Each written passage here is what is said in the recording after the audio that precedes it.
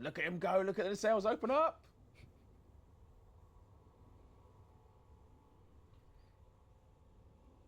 So there we go. Right. You've got some questions for me. So this is going to keep rolling. Have a look. We'll stick this on loop for you as we're chatting, so you can keep having a look at this. But yes, go for it, Chandler. It's your moment to grill me. Yes. So what sort of ship is the Type 8? Well, I think we covered this off on the last stream. So it is a medium-sized trading ship. So this means you'll be able to land, most importantly for chat, on a medium pad and an outpost. And you'll be able to find loads of goods at good prices, and then trade them because it does have it's quite a large cargo capacity actually. Massive capacity. Yes. And why did we decide to make this ship?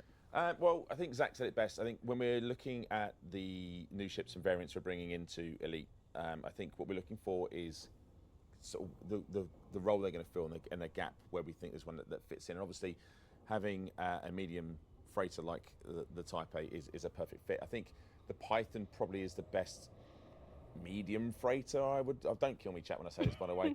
But it's not a dedicated freighter. It's kind of like a multi-role ship. So having a ship that's built specifically for freight or transport, whichever you want to say it, this sort of ship fills that gap really, really nicely. So obviously that's in there. It's competitive against the larger ships, and obviously it has SEO. So it can be multi-purpose, but it is a perfect trader. And where does it sit among the other trading ships? The other options? Well, I said it'll be better than the Python. It will be better than the Python for trade, but obviously for its size, it's more capacity than a Beluga, and it's almost. I want to say, I'll get this wrong. The devil kill me. It's almost as big as an Anaconda in terms of capacity. So she can carry a lot. She can carry a lot, and she's not little. She's medium, which is really important. She's not, but yeah, she's not. Yeah. And how does she fit on a medium pad? How does she fit? Just, I think is the word I'd like to use for this one. There's a reason why the nacelles sort of open the way they do. She needs to squeeze in. There may be some space grease that's required to get her in and out of the letterbox, as we like to call it. But yeah, probably it'll be a tough for someone like me. If you ever see me fly in Elite, you'll know that I will struggle. But I think the cockpit placement and stuff will help. I was going to ask, is it easier to fly? So there will be some tech specs that I know our communities will go into, but it depends what you mean by easy. So I'm a fairly average pilot. It's fine to fly. I think people will be surprised how well she turns. Will be interesting. She's fast, she's quick, which is good because you might need that if you're running away from stuff. And also, I think we've shown it down here is obviously the cockpit is quite low down, so you get this really unique view. You've got the two sort of prongs that are coming out, so you get to see everything obviously be deployed, but also when you want to land, gives you a very good idea where you're going to be landing and what you're going to be putting your landing gear on, for argument's sake. And how does SEO help with trading? Well, I mean, the obvious one is it makes you go faster, so you can trade, you can do a lot more trade.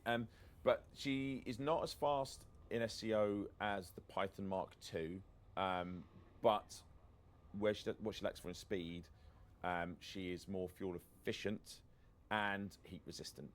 So it's a stabler journey, but it's a more efficient fuel usage. So that means it's better at longer range using the SEO. And obviously if you're trading, it just makes these things quicker, faster, you go longer.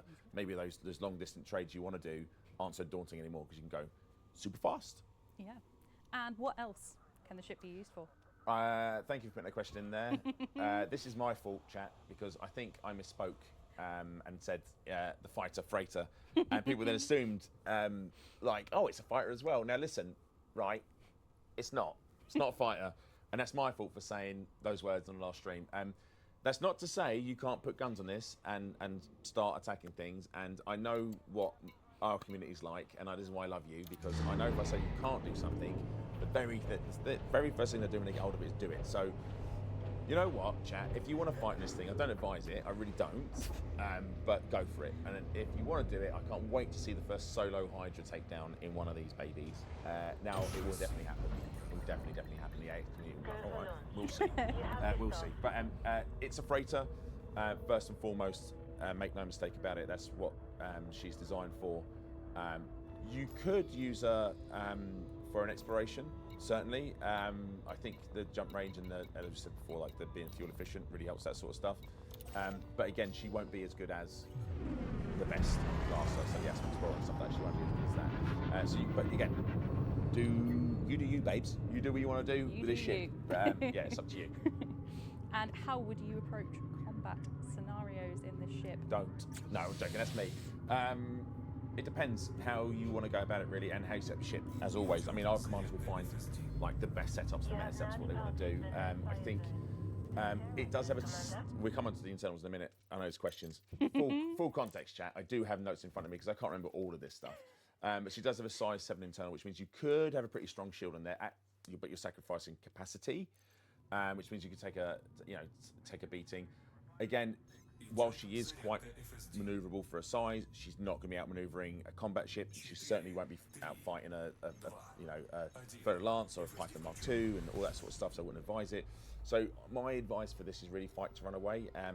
You may not be able to destroy whatever it is that's attacking you, but you should be able. She's fast, so for a size, she's definitely fast. So maybe I would advise to fight to run away, which is my staple. Fight to run away. But otherwise, yeah, if you don't have shields on it and you're just capacity for cargo, she is pretty quick. You look at those engines. Be a bit disappointed if she wasn't. But yeah. But you do you. If you want to just go in guns a-blazing, you go do that. That is totally your choice. Oh, if I ever met a pilot, like any of the combat pilots in Open, and I was in a souped-up Mark II Python, I guarantee you one of our combat players would wipe the floor with me. I've been on enough streams to see it happen. But yes. And how many hard points does this ship have? Right. Gonna go refer to my notes. So there are 6 hard points. 5 of them are small. 1 is medium. 2 of them are either side of the cockpit, so you'll see them deploy and all that sort of stuff on the arms, which is great. 1 is above the cockpit, so you may have noticed that. I don't know if you saw it, but there's a square thing. It will deploy from there. And then the medium hard point is underslung and at the back of the ship behind the cargo bay. So you can do all that sort of good stuff with your laying out of your gubbins. You're going to need to do your stuff. Gubbins layout. Yeah. And what are the optional internals for the ship? Right. I go back to my notes, Chantal. So the ship has 1 size 1, 1 size 2, 1 size 4, 2 size 5s, 3 size 6s, and 1 size 7. So 9 in total. This is why I have notes. There's so much maths. There's so much going on there. So that means all the numbers and stuff. So there we go. So that's 1 size 1, 1 size 2, 1 size 4, 2 size 5s, 3 size 6s, and 1 size 7. 9 internals in total. Maximum cargo capacity of 406 if everything was put to a cargo bay, which is 100 more than the Python. There you go. Yeah. If you like your stats. Stats and all the numbers. And what about the core internals? Right, so power plant, thrusters, and FSD are size 5, as is the fuel tank. Life support and sensors are size 3. The power distributor is a size 4, so definitely not a combat vessel. These are roughly the same as the Type 7, which is a large vessel. So there's a lot crammed into this. I'm not saying little. This medium freighter, but yeah. So that's a lot of the specs that are going into the Type 8. Chat, how do you feel about Type 8? Can we get a W for the Type 8 if you like it? If you like what you're seeing, if you like what you feel that we're showing off here? A lot of W's here. Big win, big W. Oh yeah, okay. Oh, okay. I'm taking that as 2 W's. Thank you. There's lots of W's. All right, there we go. So that's the Type 8. We will have more information on the next show. Yeah. Chantal, thank you so much for coming on. I know it's intimidating to come into the first show. Have you had fun? I have actually. It's been really nice. I think the scenery has made it feel very cosy and comfortable. Yes, we try. And we have a winner. Do you want to announce the winner? We do. So the winner is That MF Wolf. So well done, That MF Wolf. Wait for the official whisper from us or DM. I'm not sure what it is on Twitch. I'm too old. And that will give you your access to these prizes. Now, kind of is all the news, but I do have 2 more little bits for our elite fans. So people are asking when the Type 8 is coming out. It's August. And Power Play 2.0 is September. Love you. See you on the next one, which is July 31st. Mwah!